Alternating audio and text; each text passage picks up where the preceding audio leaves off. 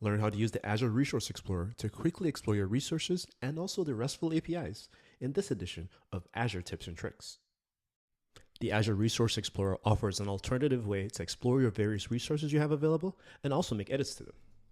Inside of my app service resource, I'll type resource and I'll select Resource Explorer under Development Tools.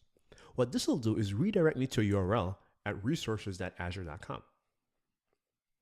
Now I'll give this a second to load, but what it'll do is take me to my web application listing inside of the Resource Explorer. So as we browse through this JSON, we'll see different properties that have been set on our resource.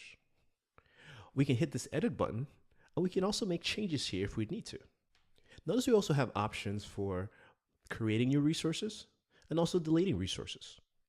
Another interesting option that's available here is getting the PowerShell and also Azure CLI commands that we could use to operate on our resource.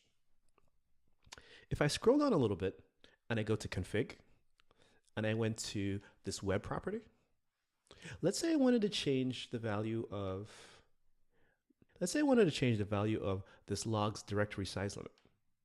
If I head over to the Azure CLI, notice that this command has been updated to allow me to change the values of any resource. Now what I'll do is copy this command. I'll open my command terminal and I'll paste that in. I'll make sure to change the word key to the actual property that I want to have changed. And here I'm setting it to a value of 40. I'll hit enter and I'll give this a second to run. Now if I head back over and I refresh this, if we scroll down, notice my value has now been changed to 40.